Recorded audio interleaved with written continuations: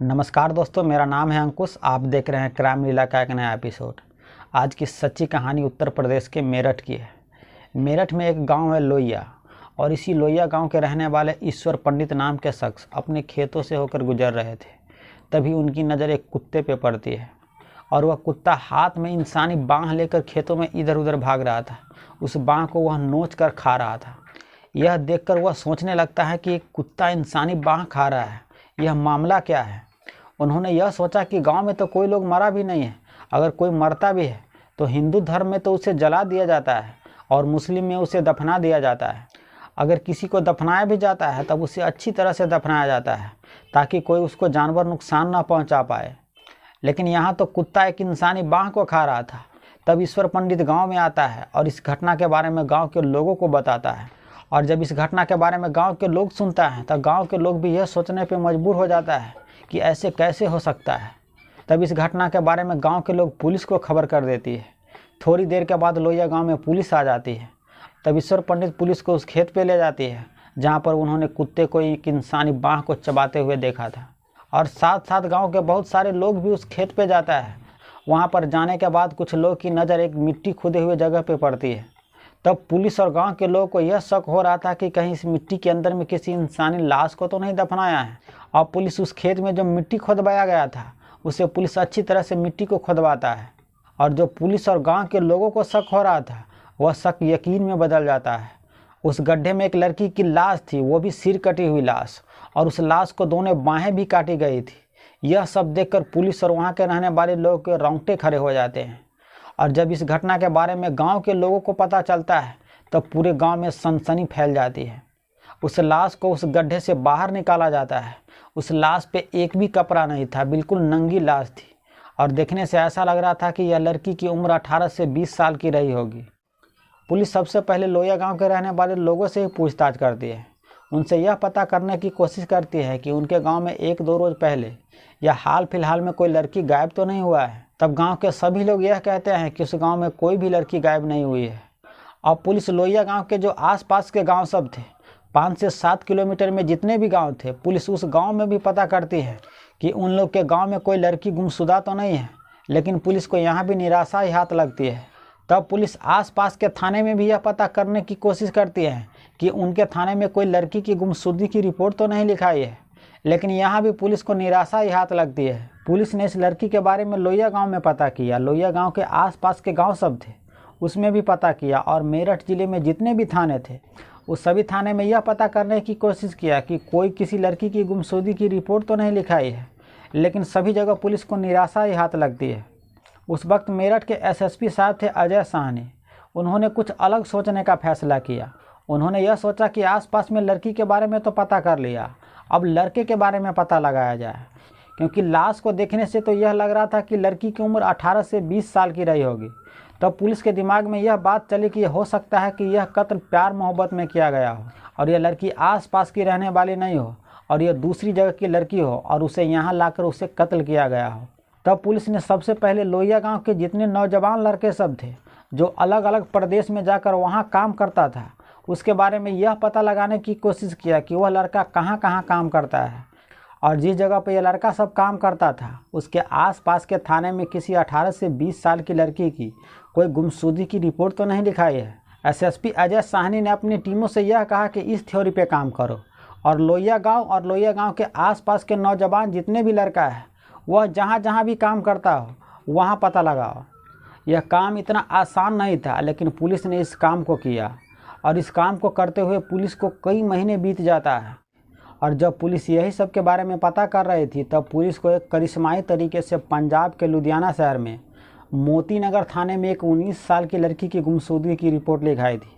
इसके बारे में पुलिस को पता चलती है। मोती नगर में ही लोहिया गांव के रहने वाले एक लड़का काम करता था, और मोती नगर थाने में 19 साल की लड़की की गुमशुदगी की रिपोर्ट लिखाई थी। और लोहिया गाँव में जो लाश मिली थी वह भी लाश 18 से 20 साल की उम्र की लड़की की थी। अब पुलिस को यह लगने लगा कि जो लोहिया गांव में सिर कटी लड़की की लाश मिली थी और मोती नगर में जो 19 साल की लड़की की गुमशुदगी की रिपोर्ट लिखाई है, कहीं यह दोनों एक ही तो नहीं है। जो लोहिया गांव के रहने वाले लड़का मोती नगर में काम करता था उस लड़का का नाम साकिब था। पुलिस उससे पूछताछ करती है, लेकिन शुरुआती पूछताछ में तो वह इनकार ही करता है। लेकिन जब पुलिस उससे सख्ती से पूछताछ करती है तब साकिब कबूल करता है कि हाँ, उसी ने ही उस लड़की का कत्ल किया है। अब पुलिस यह जानना चाहती थी कि इस लड़की का इसने इतनी बेरहमी से कत्ल क्यों किया, वो भी सिर और दोनों बाहें काट कर। तब साकिब ने यह बताया मोती नगर में वह एक कंपनी में काम करता था और वहाँ वह अपना असली नाम छुपा के रखा था। वहाँ अपना नाम अमन बताया था। जब वहाँ सभी लोगों को अपना नाम अमन बताया था तब सभी लोगों को यह लगा कि यह अमन हिंदू है। इस साकिब उर्फ अमन को वहाँ की एक लड़की से प्यार हो जाता है। वह 19 साल की लड़की बीकॉम की पढ़ाई कर रही थी और उस लड़की का नाम एकता थी। एकता को तो यह लग रही थी कि अमन हिंदू लड़का है, उसे तो पता ही नहीं था कि वह मुस्लिम लड़का है। वह अमन से बेपनाह प्यार करने लगती है और यह सिलसिला कई महीनों तक चलता है।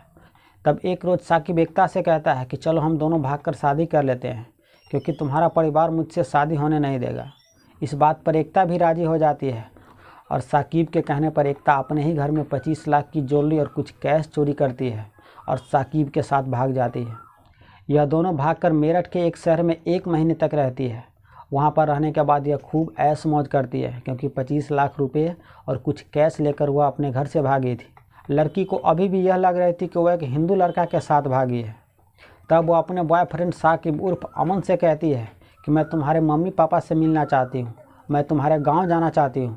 वह बार बार एक ही बात कहे जा रही थी कि मैं तुम्हारे मम्मी पापा से मिलना चाहती हूँ, तुम्हारे परिवार के लोगों से मिलना चाहती हूँ, गाँव कब चल रहे हो। तब साकिब एकता को लेकर अपने गाँव लोहिया आ जाता है।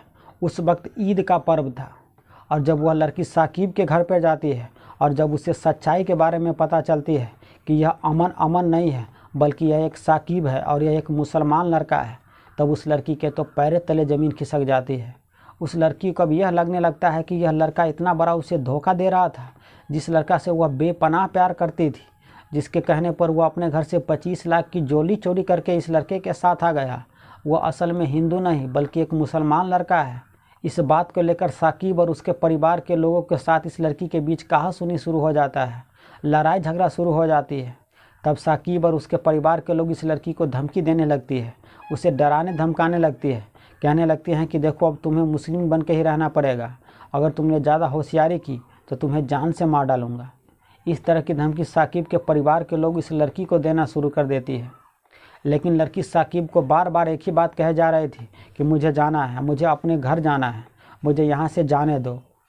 लेकिन साकिब और उसके परिवार के लोग एक तरह से इस लड़की को घर के अंदर में कैद बना के रख लेती है। इस लड़की का वो लोग मोबाइल फ़ोन भी छीन लेती है और लड़की के बीच सारा दिन कहासुनी होता है।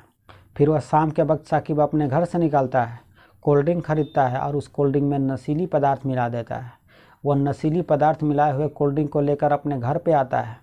फिर उस लड़की से कहता है कि देखो अभी शाम हो चुकी है और तुम कल घर चले जाना, यह कोल्ड ड्रिंक लो और इसे पी लो।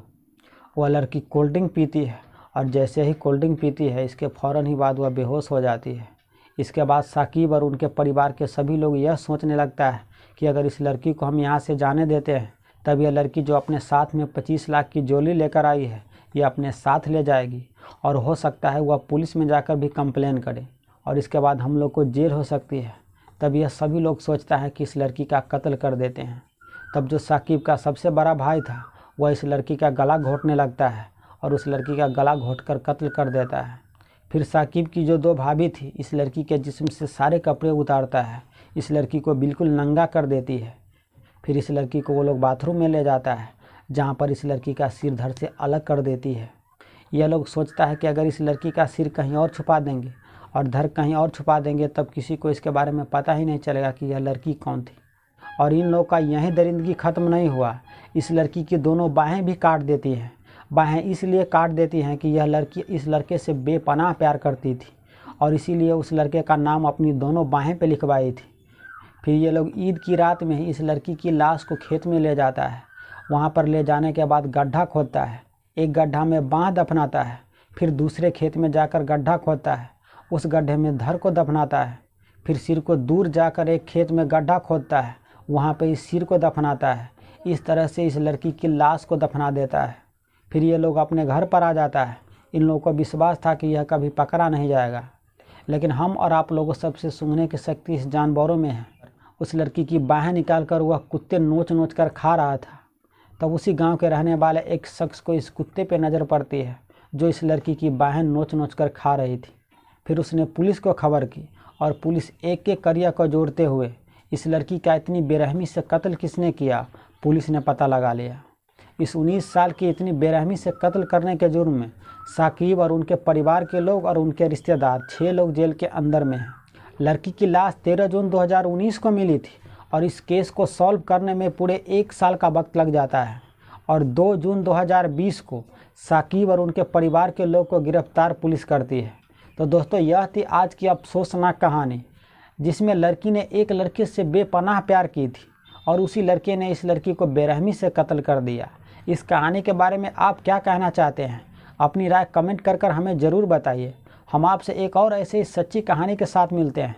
तब तक आप अपना बहुत सारा ख्याल रखिए। जय हिंद, जय भारत।